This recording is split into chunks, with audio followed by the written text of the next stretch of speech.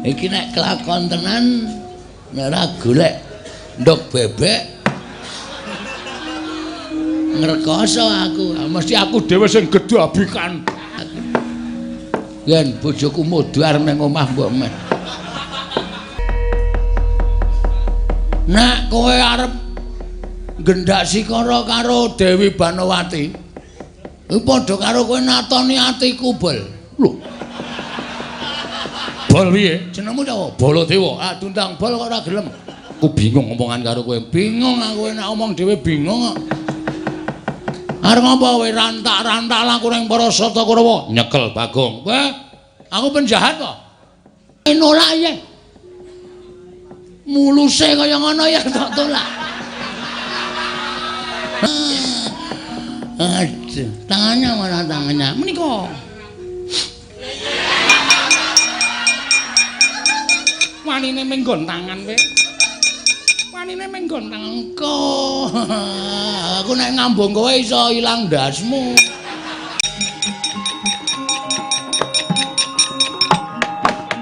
Banowati bungah merga kula nggih. Niku nggih ming mbok menawa ming kebeneran mawon. Tobat saiki kowe tak tanting gelem ora? Kowe tak tanting gelem ora? Napa? Kowe rasa mulih. Rasa mulih piye? Kowe manggon kene. Kowe lah bojoku, anak-anak kula nek mangan pripun kula wong lanang duwe kewajiban goleke sandang pangan kali anak-anak kula kali bojo kula. Tobat kowe aja kuwatir, bojomu mengko tak kirem pendak sasine tak cukupi kabeh. Anak-anakmu ya tak cukupi kabeh ning kowe rasa bali. Terus status kula teng mriki napa? Abdi. Nemeng abdi wis biasa. Nemeng abdi wis bendinane, nek ming Panakawan niku wis pancen kula niku didadekke Panakawaning Pandhawa. Terus kula tak takon, status kula napa? Kula tak takon. Tobat aku tak crita karo kowe ya Bagong. Nggih. Kowe kena percaya kena ora? Nggih, pripun? Saploke kowe nang kene kok rasa tresna karo Prabu Duryudana kuwi suda. Piye kowe maksude? Saploke kowe nang kene tresnaku karo Prabu Duryudana kuwi suda.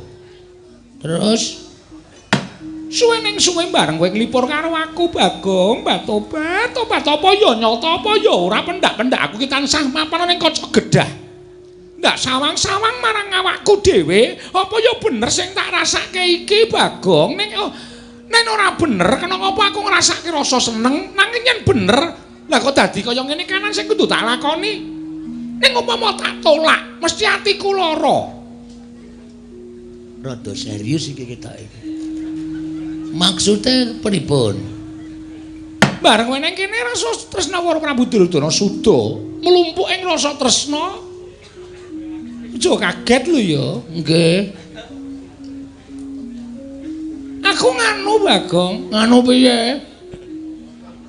Anune sapa? Tobat kowe kok kayane kok kaya kebangetan nggone pengen krungu. Angger kayane niku kaya rasane kaya nyata kaya mboten bareng aku kumpul karo kowe sawetara lah kok keklumpukaning rasa tresnaku ki malah karo kowe Bagong, karo kowe Panakawan. Ngapusi asli ngapusi. Terus saniki kula duwe kaya apa? Prabu Duryudana niku ratu sugih dhewe sak donya, ratu derajat pangkate ora ana sing ngembari. Terus sampean srawung kalih kula, terus sampean ngondhon ngendikake nek tresnane karo Prabu Duryudana suda, tresnane kalih kula niku mboten mungkin, mboten ajeng kelakon lah.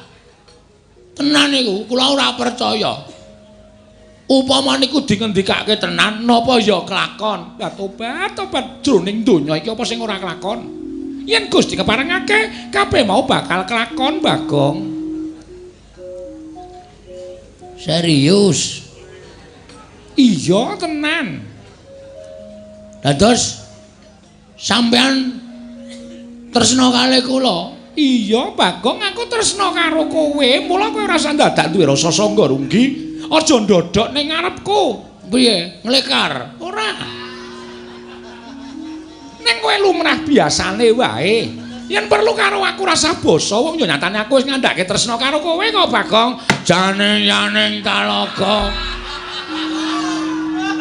Kati langit mambang kantepas wulan. Ora sasulo saking bungah-bungahe pikirku lho. Ora sanggo pikirku lho, pikirku mau, pikirku. Lungguh nganu ngadeg kaya padha karo aku. Aduh. Iki nek kelakon tenan nek ora golek ndok bebek ngrekoso aku. Mesti aku dhewe sing gedabikan. Arep saka ngendi iki aku? Tobat. Lah rak ngono. Nggih. Rasa basa. Nun, ora rasa basa. Ora basa piye? Kowe ngeluk aku Yayi Dewi ngono. Alah, wah, gendeng ngimpi apa aku iki. Ya anu sapa? Yayi Dewi Banowati kula wonten maring adawuh Kang Mas modal teng Cremut ndasku. Kersanipun menapa? Bobok ya. Lho. Lah tobat tak jujug lho. Nang kongkos ra bubar malah ra sida ngapa-ngapa aku. Wah, wis ning tenan to iki ora mung gedhekke atine Bagong. Mboten Pak Topan lho. Kula menika prameswari ngantos kula menika lenggah wonten ing ngandhap. Supados kula menika saged ngajeni dhateng menyanipun Kang Mas Bagong. Waduh, wis ora mulih ora apa-apa aku yakin. Yen bojoku modar ning omah mbok men. Anak-anakku do kaliren mbok men. Sing penting aku bahagia nang kene. Ning iki bahaya Banowati. Bahayanipun menapa? Nek nganti kawanguran Prabu Duryudana krewekan dadi grojokan, geguyon dadi tangisan. Nyibaratipun menawi panjenengan badhe dipun pejahi, kula nderek dipun pejahi. Menawi panjenengan badhe dipun tuntung saking negari Astina, kula nderek kesah. Menawi panjenengan dipun kunjara, kula ya kudu dikunjara. Tegese panjenengan mukti kula ya mukti, panjenengan sengsara kula ya sengsara, panjenengan pejah kula ya mati. Ini jenenge cinta abadi. Inggih, mila mekaten. Mila ing saking menika panjenengan sampun ajrih menawi ngantos sak mangke wonten sinten kemawon iki mlebet wonten teman adilengleng. Kang Mas Bagong sampun kuwatos kula nyembadhe ngayomi dhateng Kang Mas Bagong. Asli inggih saestu. Ing rikat lampahing rata tanpa antara Prateng sukune ngarga kang tumingal ing bong boten pantura dangu praptaning nalindring mandura Prabu Baladewa ing mlebet lenging taman kadilengleng kagyat njula kepati Sang Dyayu Dewi Banowati wau.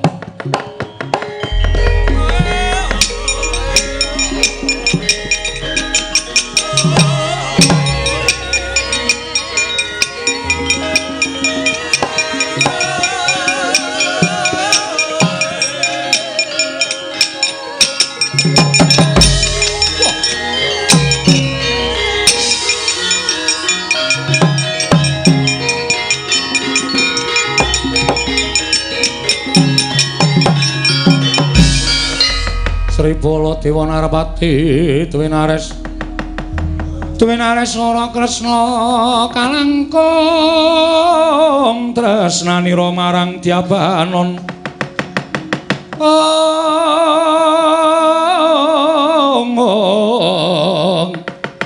marang Dyabanon Cinawi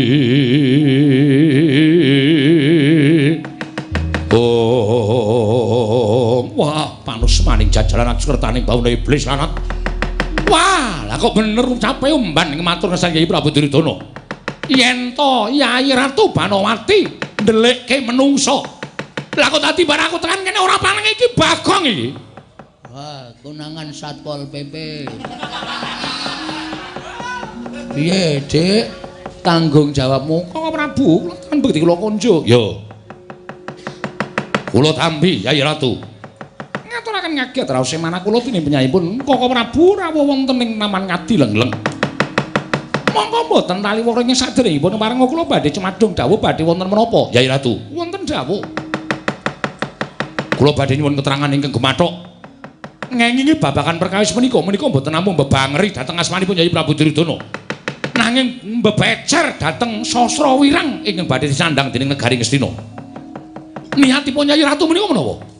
Inggih, mboten menapa-menapa, Koko Prabu mboten menapa-menapa. Lah kok panjenenganipun wonten mriki Bagong menika mapan wonten Taman Ngadi Lengleng.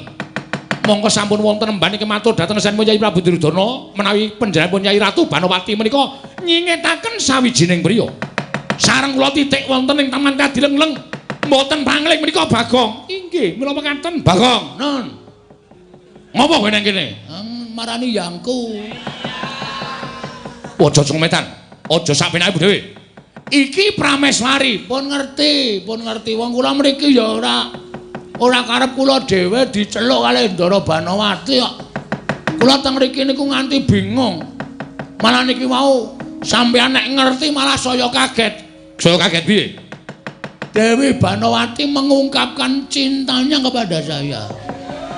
Lho, estu kula mboten gawe wau mau upama wah ya HP ku entek baterene.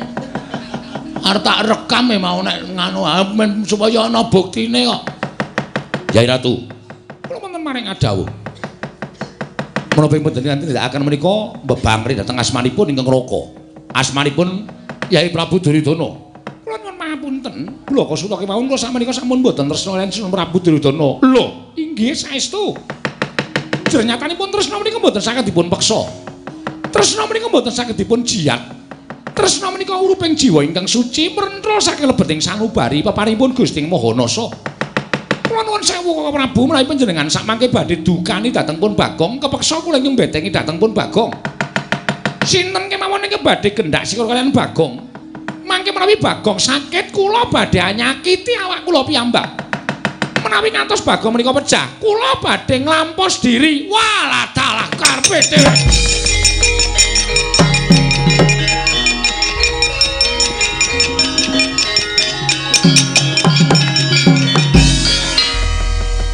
Cetha yen to Prameswari Ngastina kuwi jeneng putri ingkang lobok kembene kendho tabiye. Ora pantes karo patuladaning para kawula sanegara Ngastina. Ing ngatasé Prameswari kok ramban-ramban tresna karo wujuding kere getibal 17 sing jeneng Bagong. Yai Ratu, wis ora ana gunane aku gunakake tanceping tata krama marang Yai Ratu Banowati. Nyatane wis wegah nama warah nampik pitutur becik. Ngorek-orek marang pasuryaning Yai Prabu Duryudana, ngorek-orek marang pasuryaning Nata Mandura Prabu Baladewa. Bagong, kowe ora minggat saka negara Ngastina. Wah, glandang nenggala leganing atiku.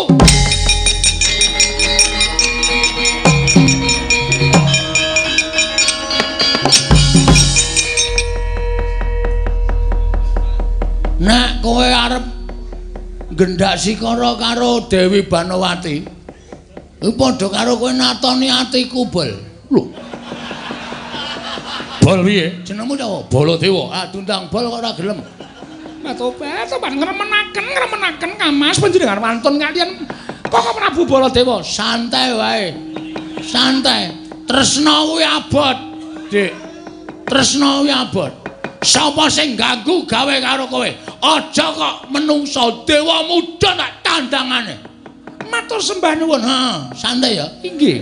Memburi kono. Inggih ngesnaken dawuh. Ditebahi. Inggih. Engko aku bar perang langsung sare ya. Inggih ngesnaken dawuh. Kowe adus sisan. Nun adus sisan. Inggih ngesnaken dawuh. Saiki karepmu piye, Mas? Lho. Wani karo Baladewa sing tak wedeni apamu. Kae garwane Yai Prabu Duryudana. Dewi Banowati wis ora seneng.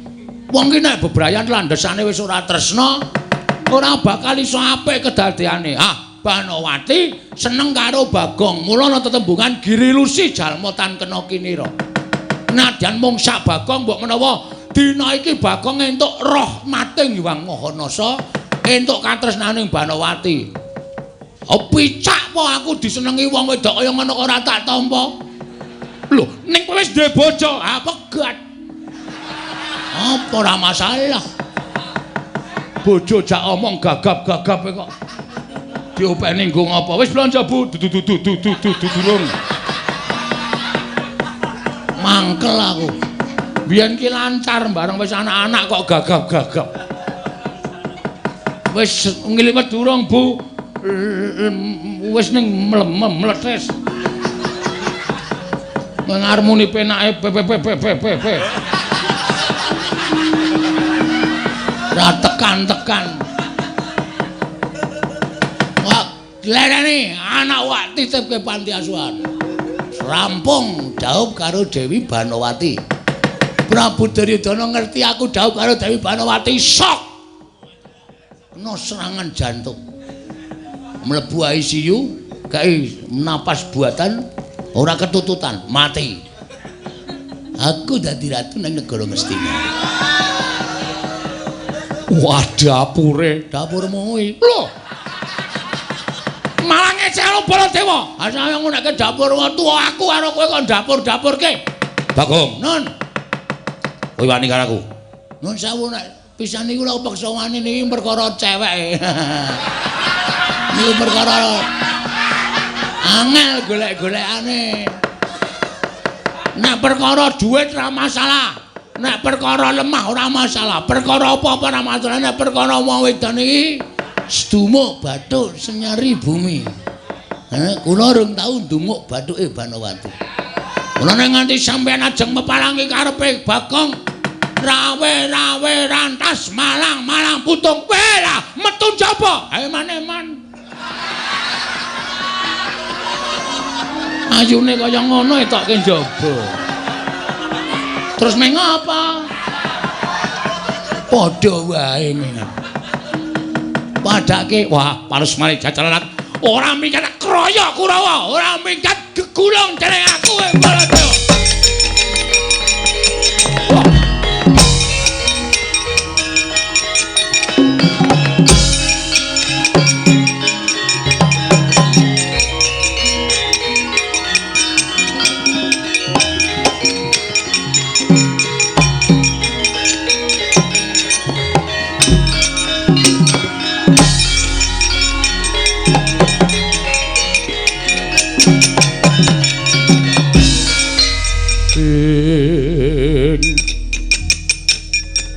Kewapak kepranggul mungging ngayuda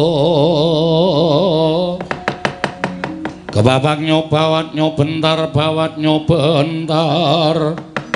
Oh wah kaget aku bareng Kanjeng Koko Prabu Mandura paring dawuh karo Sata Kurawa yen to sing nyolong Banowati Kakang Bayu Banowati wujude Panakawan sing aran Bagong. Dasar para nyata Kartomarma. Iya, lho ora basa karo aku. Lho, calon adi kowe. Lho. Adi piye? Adi IP. IP piye? Ha IP-mu pira? Hah? 3,5 nyandak ora? Iki malah aku bingung ngomongan karo kowe. Bingung aku nek omong dhewe bingung kok.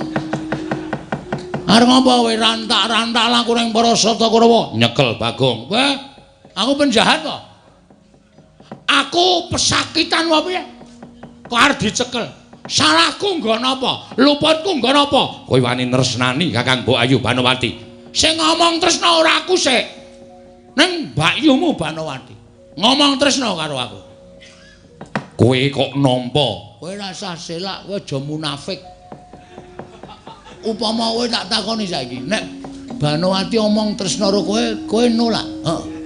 Nolak. Muni yo. Kowe nolak ya. Muluse kaya ngono ya tak tolak. Hah? Gene ra iso wangsulan, normal mo, Karto. Aku menungso normal. Aku ndek akal budi. Nek ana wong ditresnani wong kaya ngono kok muni, aku moh, aku wis duwe bojo. Ah, telek. Kamanungsan wae sing diitung, aja sok suci. Oh, macem-macem.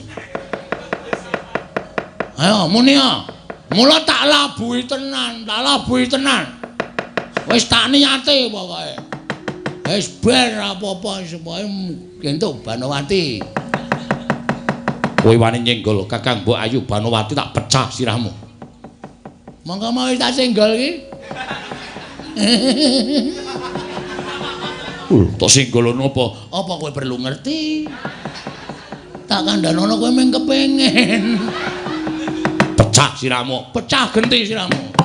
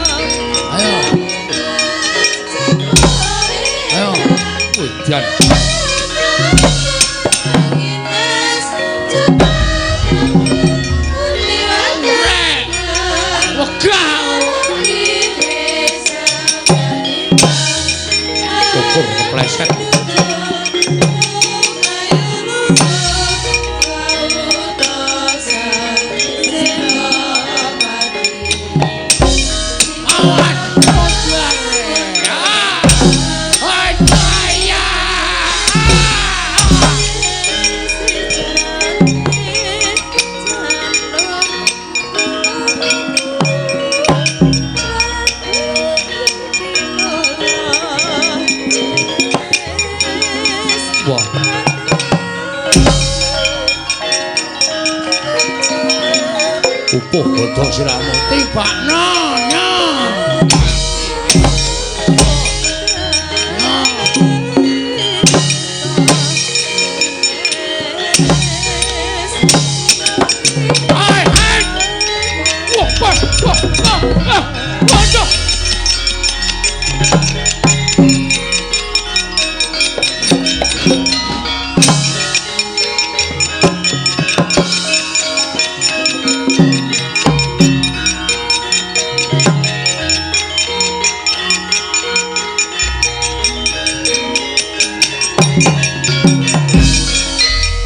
gilani pun man mboten ajeng perang lho.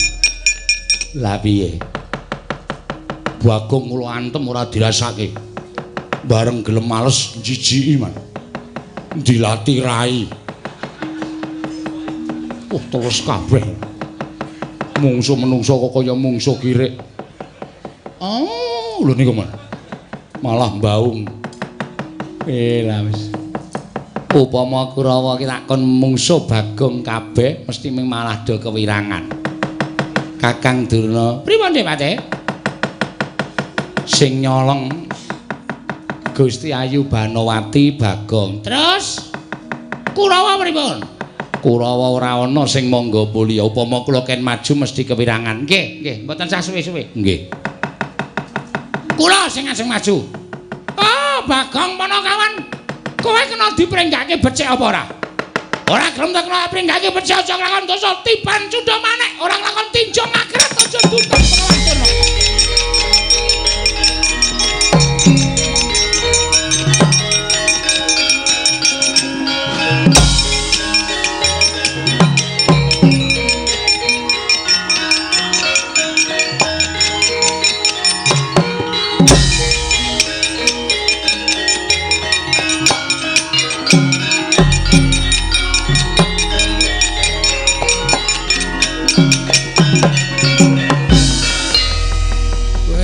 Durna sing maju rada abot iki. Nek ora tak wirang-wirangke tuman wae Begawan Durna. Ayo maju kene mungsuh Bagong ora isin aja dundang ana kawan Bagong.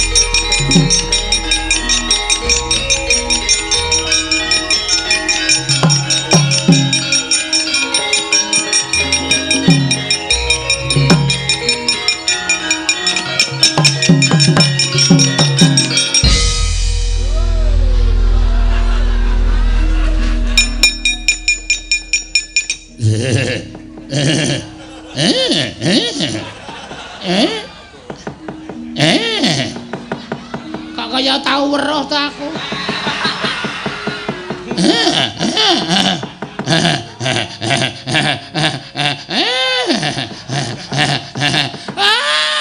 Isan aku manuk paning jajaranan bangsa.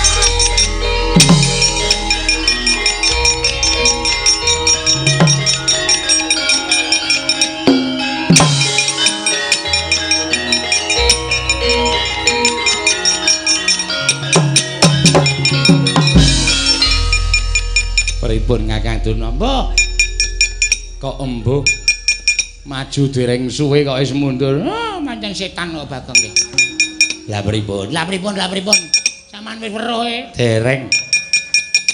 Lah kepanjingan apa kok dadi sak cetane dadi sak sediane ana. Bagong Malik jaran Dek Pate. Monggo pun jengking. Kula mandhegrek niku pas teng riku niku. Terus dibiyak-biyak dhewe nika. Buntute dunggah-unggahke. Waduh, kelingan sing ora-ora Dek Pate. Kelingan jaman semono. Jaman semono ki lawange ketok ciute. Kula ajare.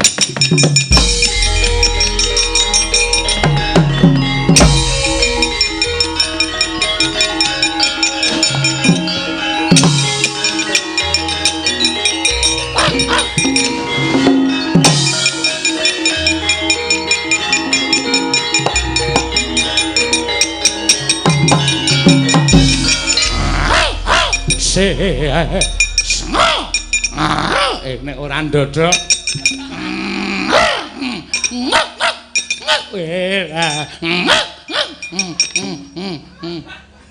nguyuh maneh ta.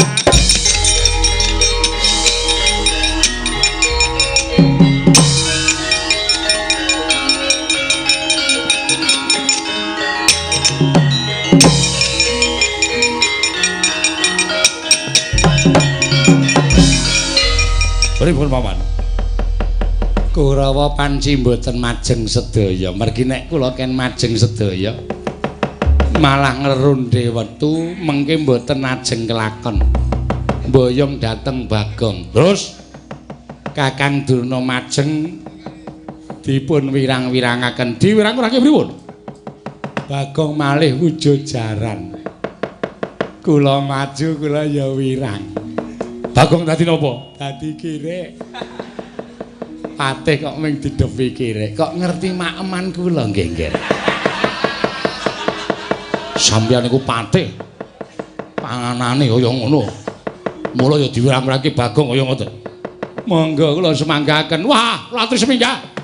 Kon piyak salandhan Wadyabala Sata Kurawa. Bagong, ora mingkes para Prabu Baladewa grethe nenggala jeblok ketemu Baladewa.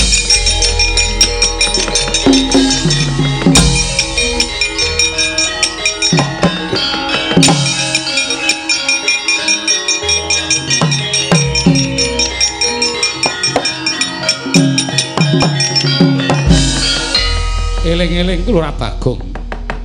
Nalika semanten titah ingkang dugal kewarisan sumurup nata Mandura Prabu Baladewa. Ngliga Kyai Nenggala murup sak obor. Ndadosaken gagating driya kula Bagong parandiring mangke jroning wani ana rasa wedi. Ing Ciptaarsa mlajar parandene kasurung tanggel jawab. Mila kinayoman dening dewane cal wujuding kula Bagong nata Mandura Prabu Baladewa.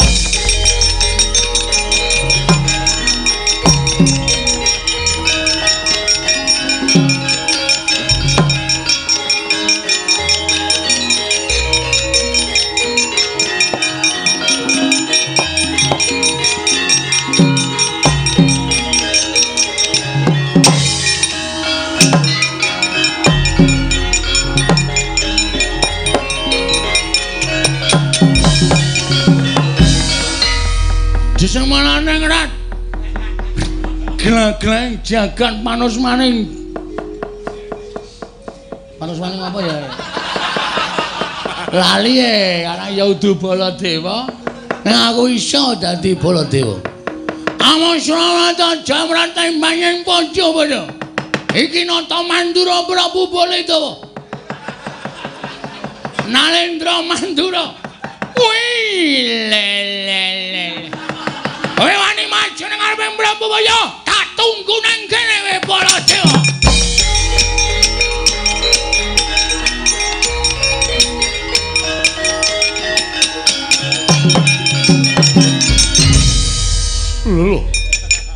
Lho iki piye iki? Lho iki aku kok ya kok ngedep kaca iki piye? Kaca sapa?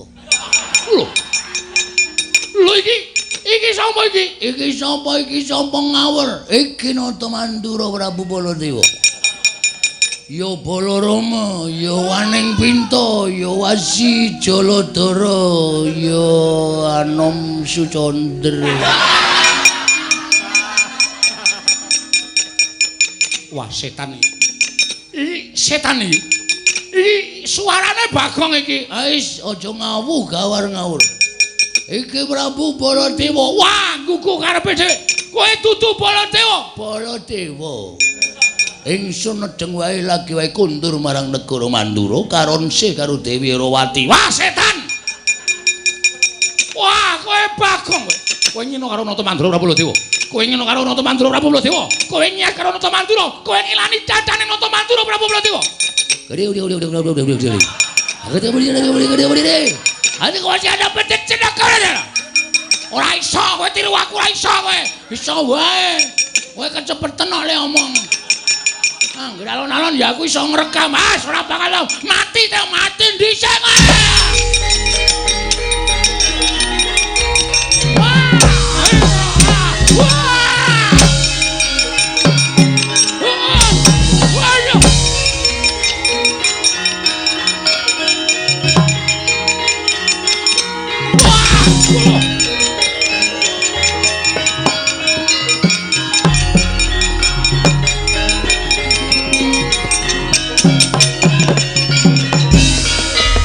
Setan alas gugu karepe dhewe. Wah, Bagong kaya winong dening dewane. Karo sapa-sapa iso menang, karo sapa-sapa iso unggul yudane. Ya, apa ndak kira Baladewa kalah karo kowe? Yai Ngastina sampun ngantos kuwatos sing galih. Wah, kowe tak kandhake juragamu mbuh dadimu kowe Bagong.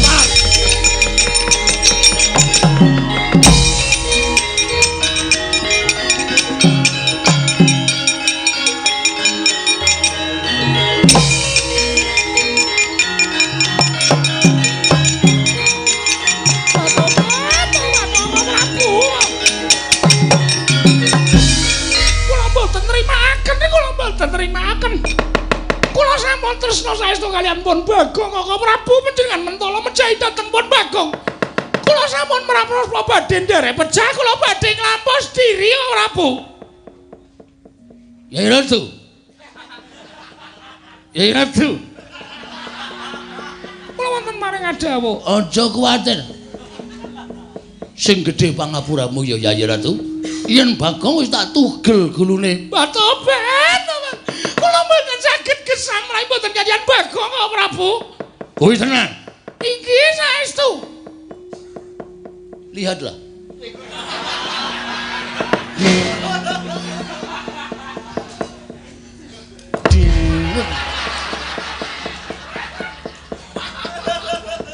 Batobat, Yai kok senengane gawe kuwatir lho. Iki kuwatir iki tak citi kabeh kowe. Gumun aku ing atase wis kuwatir panjenengan tak kira nek sedo apa piye.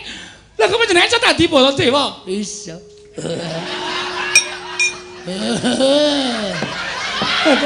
Teman gumun tak jiut Radarana. Tobat mau mengko. Atenan. Mengko tenan lho iki. Iya. Aduh, tangannya mana tangannya? Menika. Wanine menggon tangan kowe. Wanine menggon tangan engko. Aku nek ngambung kowe iso ilang ndasmu. Cangkeme gedene ra jamak-jamak. Langsung zlup langsung ilang. Mangke piye kula ilangke lho. Tenan.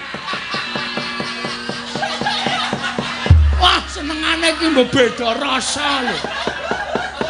Ah, nanti bayang aku sing werna-werna. Tobat. Aduh. Yai, kula wonten dawuh, aku saya. Inggih kula ngertos. Tobat. Keringetipun kados mengkaten menika. Tobat. Mbok benjang siram. Ngapa ta? Keringetipun kados mengkaten menika nek dicedhaki mak sentup. Wong seneng ki mambu ra ketok mambu. Wong seneng ki apa wujude ditresnani. Tobat inggih. Kula lapi. Tobat piye. Ki lho nggon cengel barang. Piye cengele kaya cengele tabis.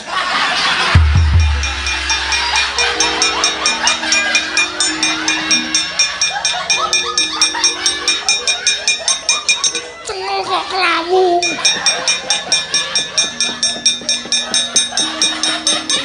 Mbok sesuk perawatan. Tak kosokane. Ya tak karang ya kepanasan. Omahku kan wetan. Aku nek mangkan nyambut gawe srengenge saka wetan cengel kepanasan. Engko nek mulih srengenge nang kulon cengel kepanasan. Mula sing kenceng kene tok. Inggih. Monggo kula dhekaken mancing wonten Palereman ngaso sawetawis Lurah Bagong. Ayo, asli lho iki. Inggih ngestaken dawuh.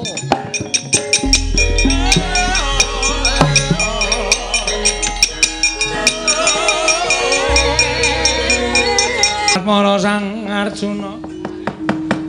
Semono kang kamanungsan. Kasrepan tingkahing mungsuniran padha katang haywataya wantah.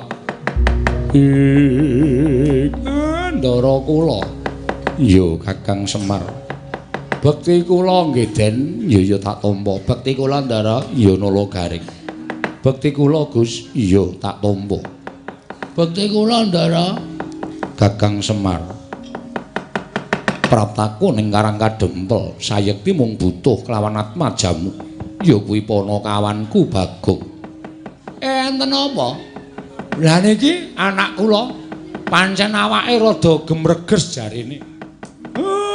Ndika Ndara betah kaliyan anak kula, Bagong. Nun, maju mrene.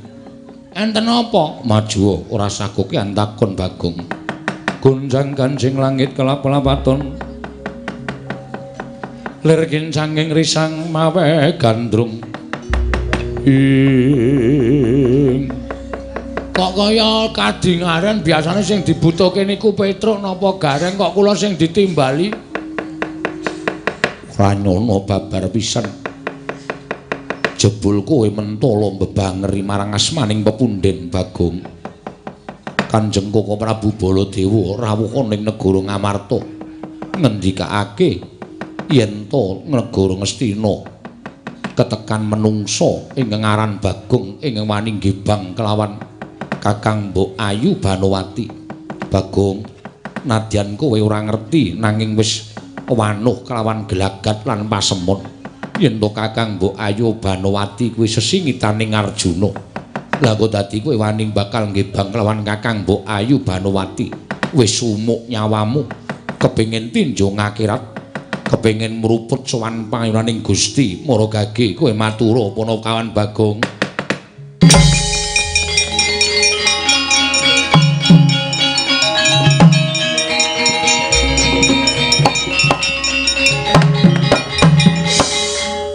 Pak iki aku kira ngopo-ngopo nang omah lara malah Ndara Janaka rawuh mrene kok ngendikake kaya ngono. Ora sakokean gunem tanpa guna. Aja njaluk pengayoman karo bapakmu upama Semar ngayomi karo kowe cetha yen to wong tuwa ingkang ndombani karo karepe anak. Aku ya ora ngerti nek kowe nglakoni mbok diakoni. Gong ora sembrono kowe iki apa tumindak kaya ngono tenan, Gong? Mbok ya sing apik. Kurang amu apa to kowe dikayani karo Ndara Janaka kok lakonanmu kaya ngono. Mula wektu dina iki kowe ngaku apa Panakawan Bagong. Ora ngaku aja kelakon bisa tak longgo parung wadukmu kene marganing Pandhawa. Mlayu ale, mlayu ndak Ndara Janaka.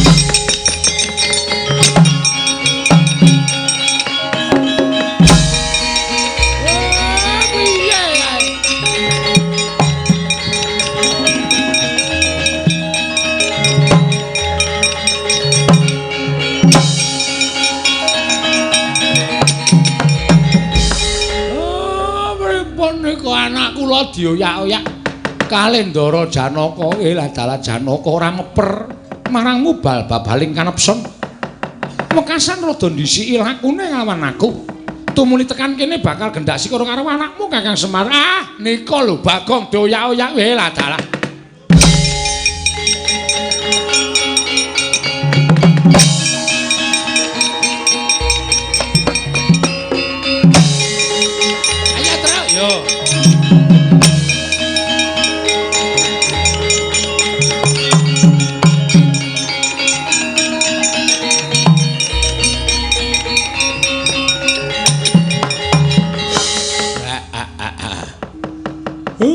Lah kok kaya wis ora iso dindakake kamurkaning Ndara Janaka.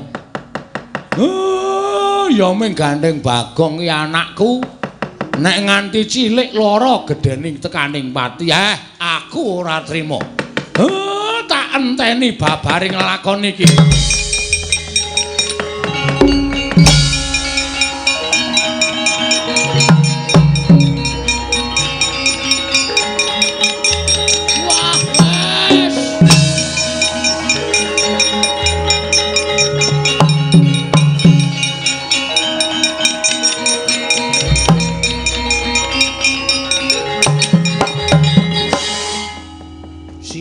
Sial.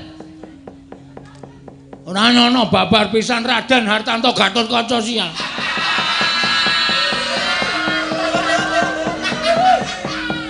Ora ngapa-ngapa. Ora tumindak piye-piye kok diarani karo Ndara Janaka ming sak aku kok dadi ngebang karo Ndara Banawati ki njur aku ki ndek kaya apa. Oh, ala Gong. Lah kok nasibmu kok ora kaya bengi iki. Mongko kae nek ngoyak wong ki nek urung nganti pati mandeg nek urung kecekel karo wonge. Wis. Mongko ngarepku segara kaya ngene. Kok wis tutup ya? Biasane nggir segala ki rame, mongko iki kliwon. Kok wis ra ana wong kemliwer ya? Jam pira ta iki? Wah wis jam 3:04 kurang seprapat. Lah ya wis do sayah mesti. Angkringan ya wis nglalu wae aku mbangane urip. Wah!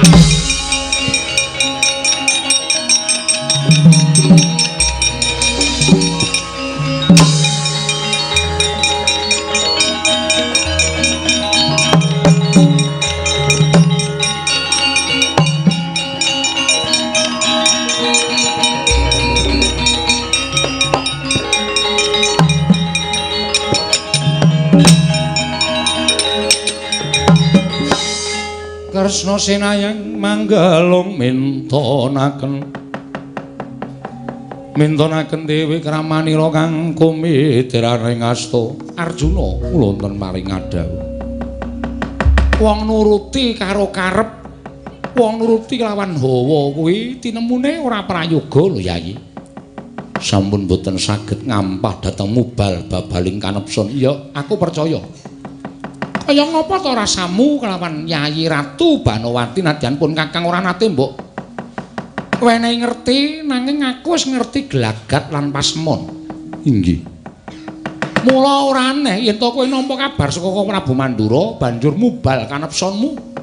Satema ora iso mbok peper. Tumuli kowe mentala karo Bagong. Lah iki perkarane ngene. Nek nganti Bagong nyemplung segara iki mau tekaning pati kowe tanggung jawab karo Semar. Siji, angka loro, yen apa kang digendikake Koko Prabu Mandura mau, sayektine ora padha kelawan kasunyatan, tanggung jawabmu saya akeh. Koko Prabu, ora usah dadak kowe nyebut karo kadangmu Ndarawati, merga kowe wis wegah nampa warah nampik pitutur becik. Takon sabar, takon alon-alon, ning kowe meranggal, kowe nerak pacak nerajang perbatang, kowe marojol saka sela-selane Garut. Parang batuku kula kados pundi dititik negara Ngastina. Yen pancen engko Bagong ora ana tegese Bagong mati.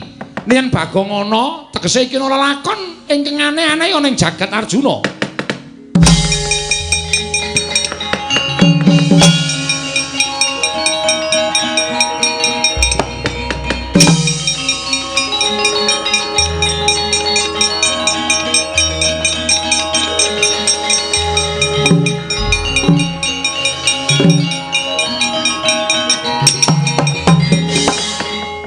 Kilurah Bagong kombak kumbul kabento alun.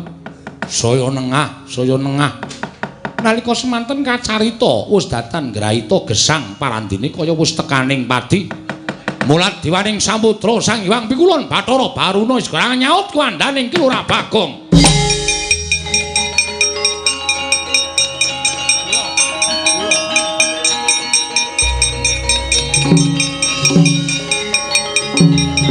Endi iki kok ora gek teka-teka?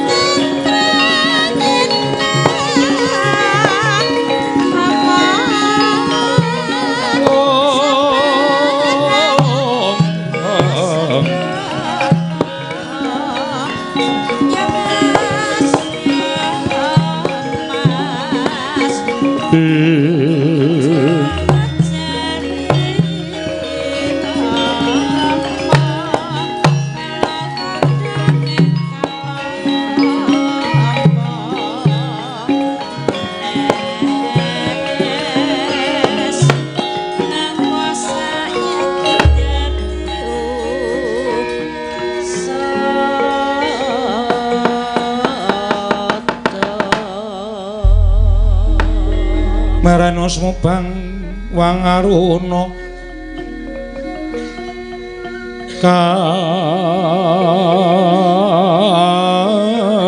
kadinetraning uga rapuh sabdaning kokila ring kanikara saketar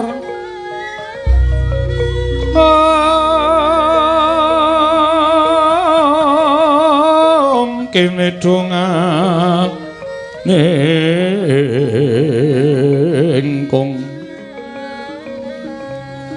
ler wowo sing pene panca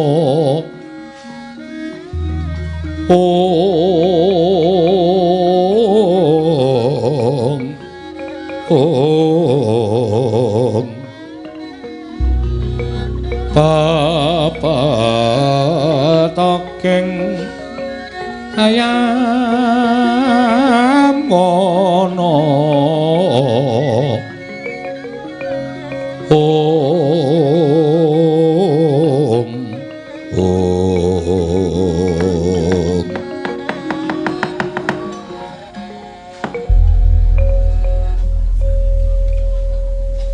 Mastu nama sidam sekaring bawuna langgeng. Bagong. Ana pelus kok iso omong. Wonten dawuh panjenengan sinten? Yen kowe durung tepung karo aku, ulun iki diwaning samudra. Ulun pukulun Sang Hyang Baruna. Oh, pukulun Bathara Baruna. Ya. Kok wujude sawer? Ya, pancen aku wujud naga. Weh, lah pancen digdaya tenan. Ya, Bagong. Kok kula iso ngambegan teng banyu merga saka daya ulun. Kok kula mboten pejah mapan teng dasaring samudra merga saka daya ulun. Apa to sababe dene ulun nyaut kelawan jeneng kita, sayekti ulun bakal paring pitulungan kelawan jeneng kita. Pitulungan menapa, Bu Ulun? Bagong. Nun. Kowe wong ora salah.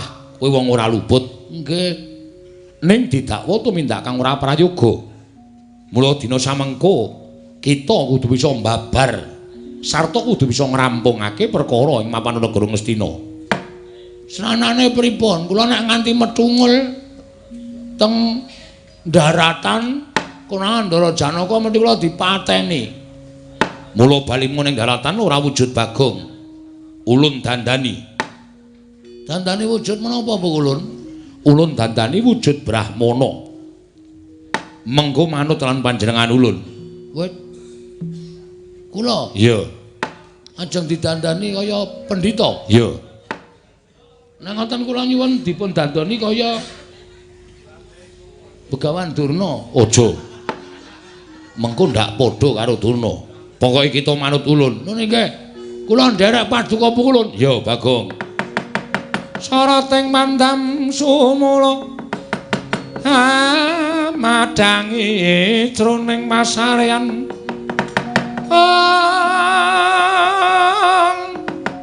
Menangi wadana katon remu-remu kalingan ngangreng.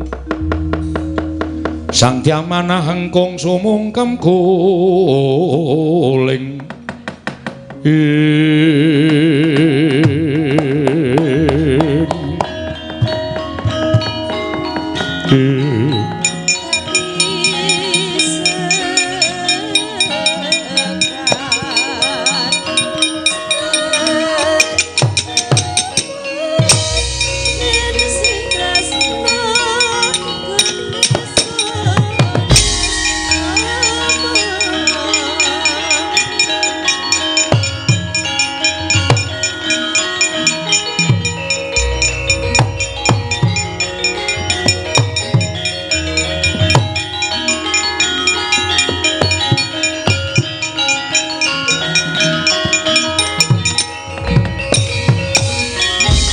Undang kancing langit kelap-lapaton lirakin sanging risang mawe gandrung. Bagong wonten jawab. Wah, dandani ya tuwek. Arepku ki dadi nom ngono lho. Ora kena kudu ngono wujud kita. Nggih, kowe nganggo jeneng utawa peparab Begawan Godo Gitik. Wis. Jeneng ya elek, rupa ya elek. Ulun paniki pusaka. Ing winastan wujud sela aran watu genuk. Hah? Nuke sapa? Watu genuk iki engko bakal mbabar kasunyatan negara Ngastina.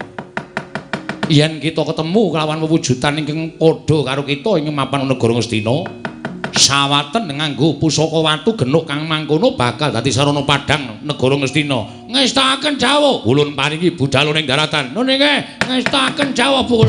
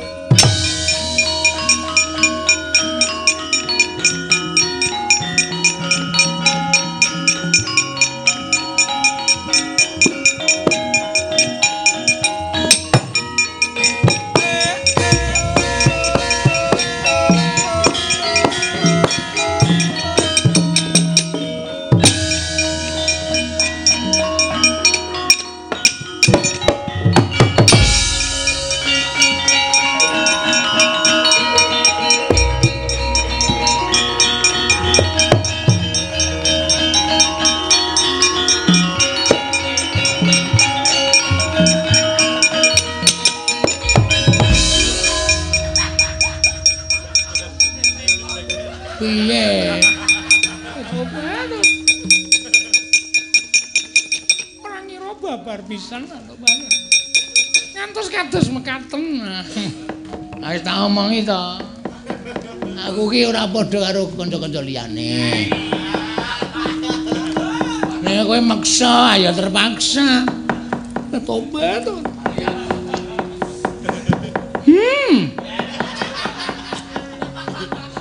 Temonjat. Tobat to. Pokoke tetep Kowe dadi tetimbang aku Banowati ora ana wong wedok ingkang bisa ngganteni marang sliramu. Menika estu nggih iki Lurah Bagong. Heeh. Kowe ya ora getun to pegatan Duryudana? Mboten. Kula mboten gadah bondo donya, mboten gadah derajat pangan, mboten apa-apa wantun semandhi kalih Lurah Bagong. Ah iya. Wonten setunggal ingkang minangka dados keunggulanipun Lurah Bagong. Ah iya. Menika lho angin kula mlampah sampun mboten jejeg kados mangkaten menika.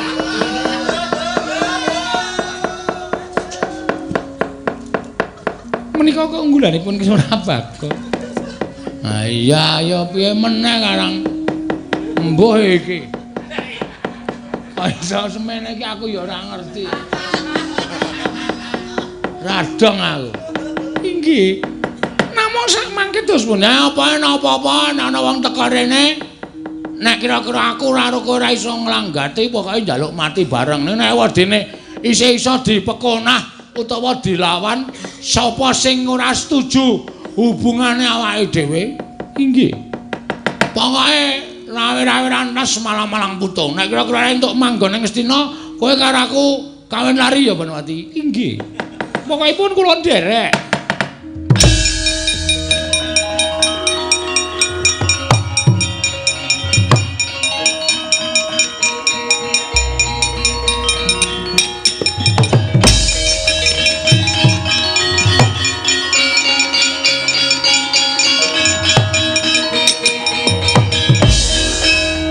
Menungso ora tatanan.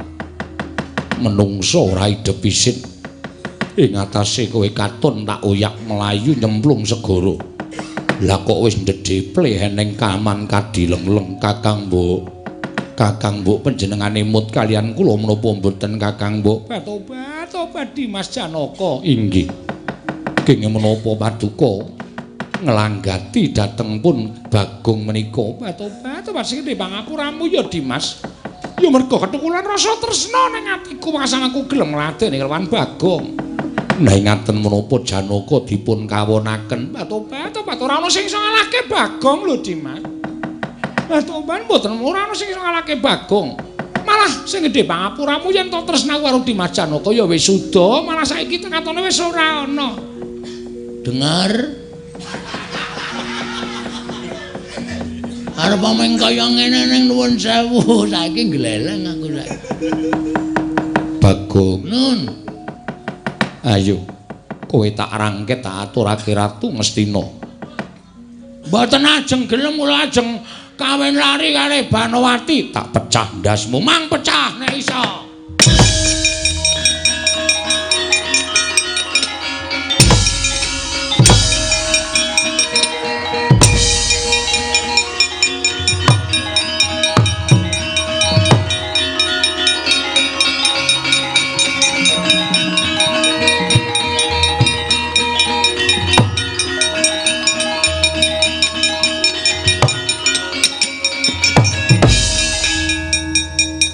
Janani temen tibani tangane Janaka ora dirasake kedhep wae ora tiban pusakaku tinju akhirat nyawamu mong tibake mengke kula tak tinju kali kanca-kanca kantor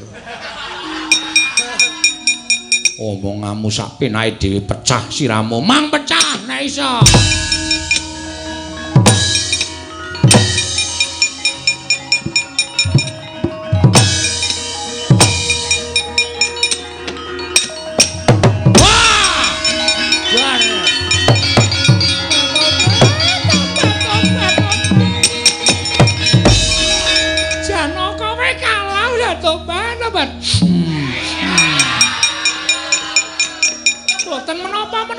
Mboten malah pokokipun anggere menang perang mesti kula hadiahi sun. Anu ya izin. Tobat. Nek ngesun pipine kaya arep tetel. Diserok banter banget nggih cangkeme ambane ra jamak-jamak. Ngece. Mboten kula remen. Wae sapa sing ganggu gawe awake dhewe, rawi-rawi rantas malang-malang tak butuh. Inggih. Kok ya wis kok ya ora jeleh-jeleh ngono lho. Ana ya ngambung wong ayu ora ana jelehe.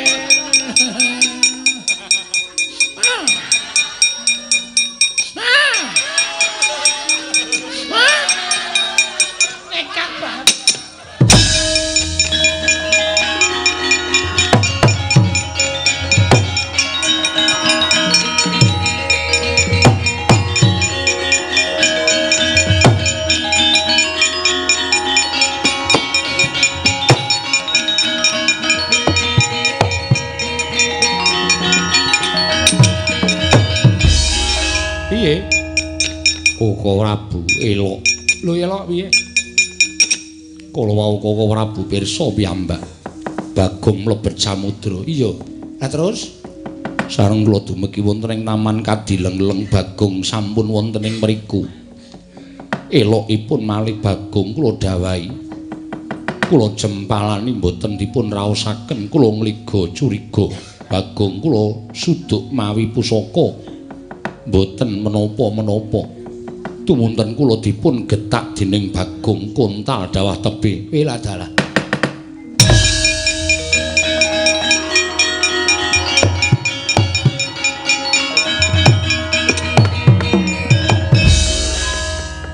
Koko Prabu mrisani kaca paesan iya. Lajeng kados pundi Koko Prabu? Aja kok kowe pun ngakang kowe ora wani adu arep kok Arjuna. Inggih. Lajeng pareng paduka golek jago wonten pundi astaya melaku?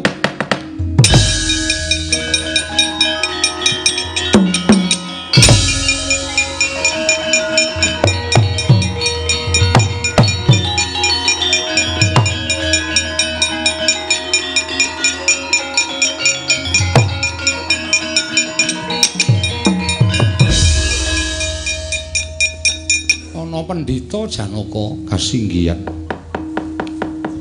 kok le nyadik men Penemban kowe sapa? Nyuwun prisa dhateng kula Begawan Gada Githik. Gada Githik nggih. Pertapane ngendi? Ngebong.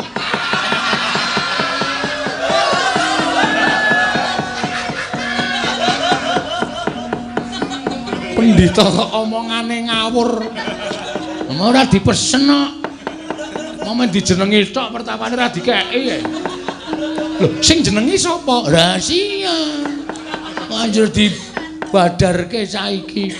Penemban Gada Githik wonten dawuh. Sampeyan sinten sinuwun? Aku Nalendra Ndarawati Prabu Sri Bathara Kresna. Wong jane kowe wis ngerti kok dadak takon. Koko Prabu kok ketingalipun sampun tepang. Nek kowe urung kenal, nek aku wis tepung. Engkang wingkang sinten Raden Janaka? Titis penditanipun Titis. Kok ketingal pasuryanipun Raden Janaka kok ketingal sluntrut. Apa? Sluntrut jeleklutrut. Sluntrut jeleklutrut.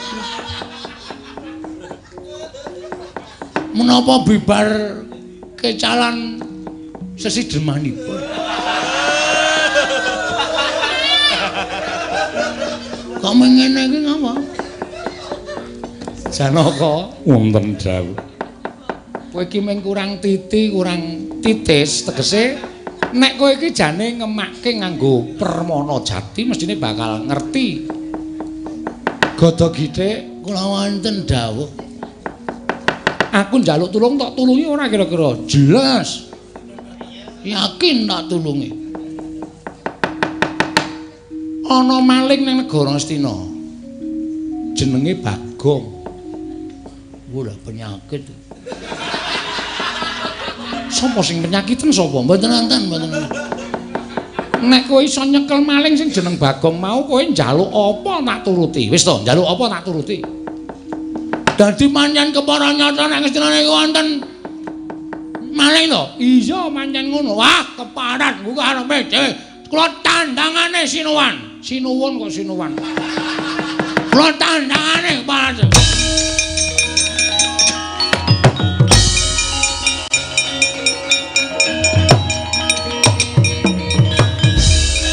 Koko Prabu, mbok kula dipun paringi dawuh sinten? Kok saged? Lah iya, mulane kowe iki takon ngati-ati, takon sabar. Wong lakone kaya ngene to aneh to? Aneh. Lah wis didelok wae nek ora percaya. Yen kowe ora percaya karo pun Kakang ditonton wae bener ora ucape Kresna.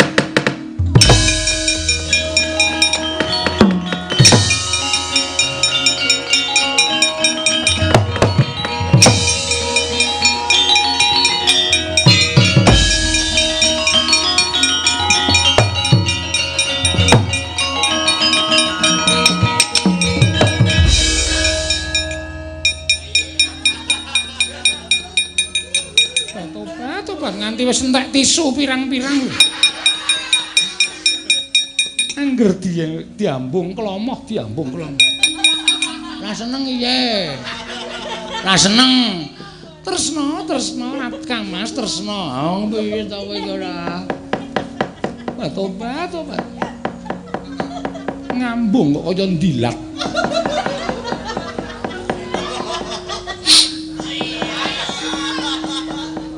Aku nek rada ora penak atiku.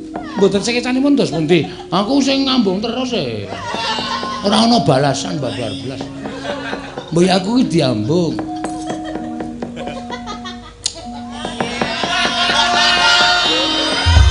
Ngaten menika carane ngambung menika ngaten menika. Sithik ning muni. Oh iya. Aku wingi jero ning muni. Tobat. Isa-isane nglakoni.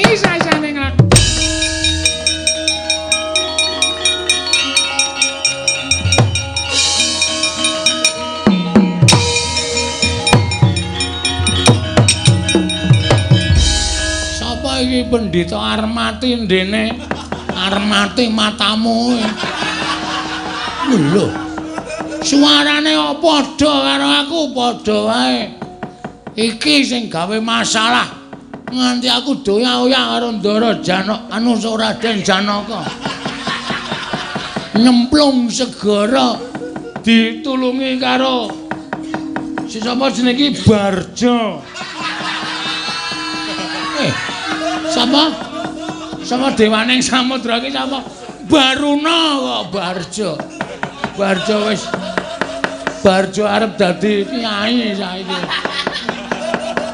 Apa-apa digawe kleru, Sapa we?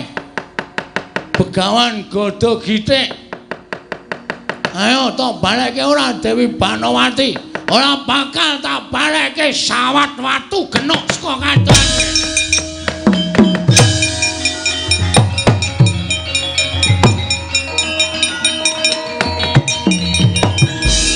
Ucap kaceta nalika semanten.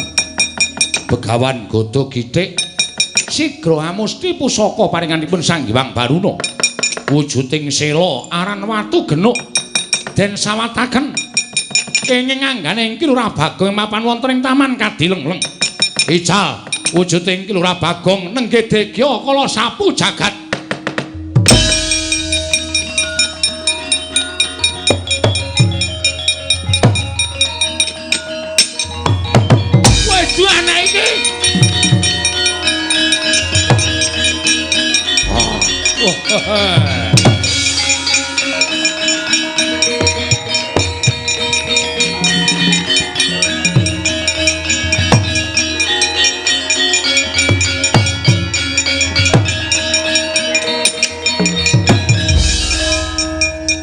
Iki kaya degya sapu jagat inggih sinuwun. Kowe ingkang ngreksa ringin kurung negara Ngendraprasta kasinggihan mekaten. Lah apa to wigatine lah kok dadi kaya mengkono lelakonmu? Estunipun namung nopi dhateng panakawanipun bendara-bendara kula para Pandhawa. Dangu kula mboten damel lampan wonten ing jagat mila. Kula nuwun sewu, cara menika kinarya nitik dhateng kasetyanipun Dewi Banowati. Tuwun kaluhuranipun Dewi Banowati. Lah dalah. Ya wis ento kaya mengkono kabeh wis katon padhang baliya marang negara Ngendraprasta tetep tunggu ning ringin kurung negara Ngendraprasta. Lha niki ngestakaken dawuh sinuwun.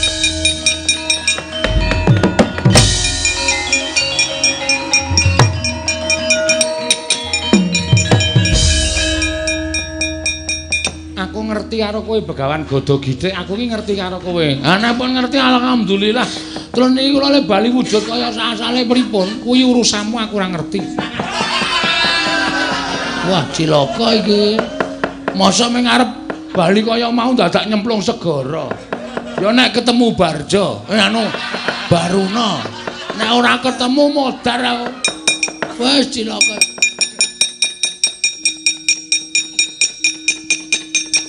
Dara Begawan Godho Gitik. Nggih, ning asline kula dudu Begawan Godhogithik. Kowe sapa? Kula Bagong. Bagong sing teng Taman Purmodar. Kula diwangsuli kaya wingi, Ndara. Bali ya karepmu, ora ya karepmu. Duh, kula niku mengke bengi isih pentas. Nek ra malih Bagong sing ngancani Petruk, kalih Gareng sapa? Wah, iki ora tanggung jawab tenan. Ngrekoso iki. Weh, penembahan. Penembahan cengelmu. Kok malah nesu to? Aku, Truk. Aku. Raden Hartanto Bagong saka Prenjen. Dapure ra. Boyo wis ora salin le, salin. Bapakne endi kok nyalini aku gak.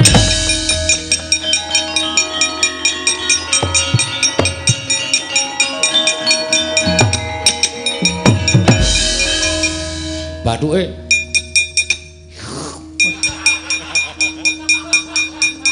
panas, Pak. Pak, panas, Pak. Pak, panas, Pak.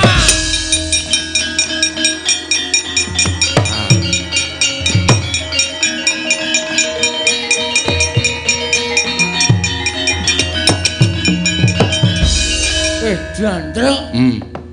Kabeh wis padhang, kabeh aku wis iso malih kaya wingi-wingi. Heeh. Bagong sing nang Taman Negara Ngastina ya wis badar. Badar sapa, Gong? Anu Jem Sapu Jagat. Oh. Sing tunggu kringin kurung Negara Ngendra Prasta. Weh, Jandra, drangan kae. Endi? Kae mbok nonton gak lho, apa yang ditonton saka kene? Endi? Kae Ndara Werkudara perang karo Kurawa kae. Wah, wah didak kowe. Ora taya saiki Dursasana disipat barat. Heeh, Gong.